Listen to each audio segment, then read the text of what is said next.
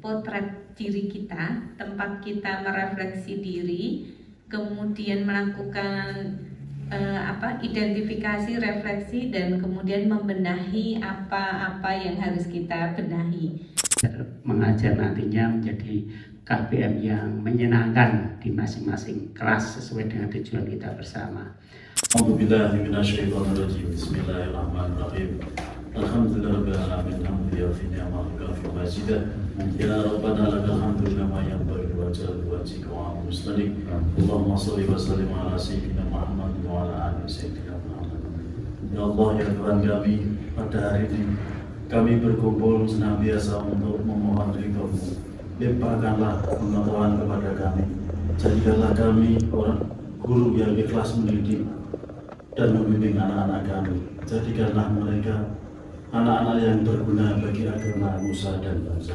Rabbana hab lana min azwajina wa dhurriyyatina qurrata a'yun. Rabbana atina fid dunya hasanah wa fil akhirati hasanah wa qina adzabannar. Subhana rabbika rabbil izzati amma yasifun wa salamun alal mursalin walhamdulillahi rabbil Besok.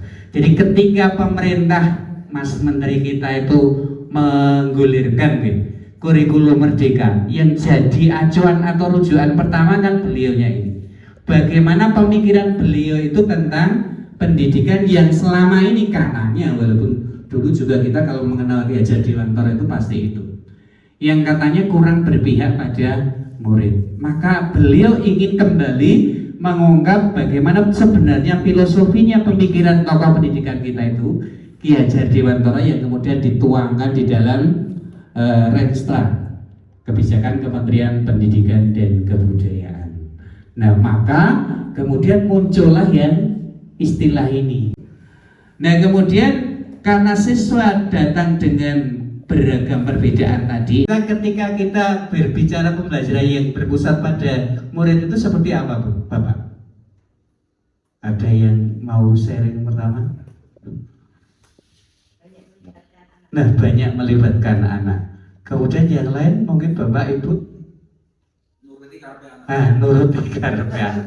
Anaknya pengen bali-bali. Mengapa negara kita itu menerapkan diferensiasi, atau mengapa kita harus berdiferensiasi? Kita ada tiga orang itu mempunyai tujuan yang sama. Artinya tujuan yang mau dicapai itu adalah melihat sepak bola, ya.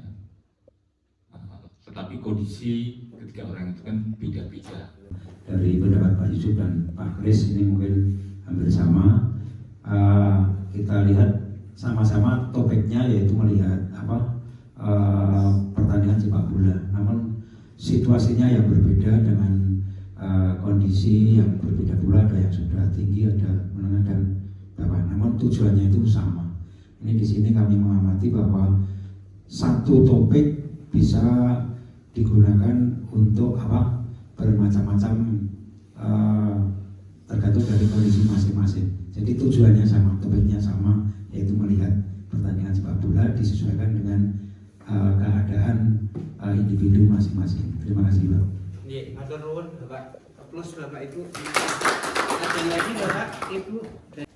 Kalau kita analogikan dengan pembelajaran itu, untuk gambar yang pertama dan gambar yang kedua itu tantangannya sama, bahwa ada penghalang yang membatasi antara penonton dengan pemain, itu berupa pagar. Di situ fasilitas yang disediakan juga sama, yaitu berupa 3 kotak, di mana ketika kotak itu diberikan kepada 3 orang dengan porsi yang sama,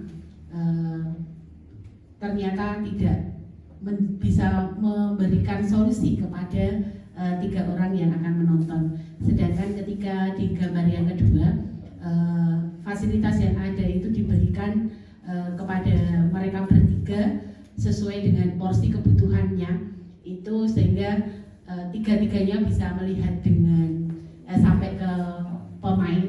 Sedangkan yang gambar yang ketiga itu solusi lebih cerdas lagi, bahwasanya penghalangnya tidak perlu penghalangnya kita ganti dengan sesuatu yang pembatas yang bisa membatasi tetapi tidak menghalangi pandangan.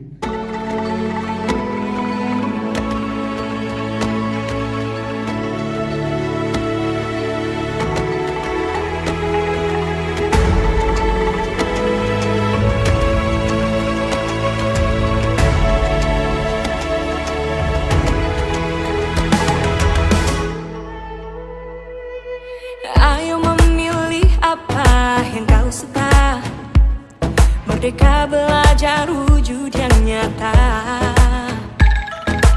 Raih mimpimu juga cita-cita, generasi emas Indonesia. Profil pelajar Pancasila tanamkan di dalam dada. Profil pelajar Pancasila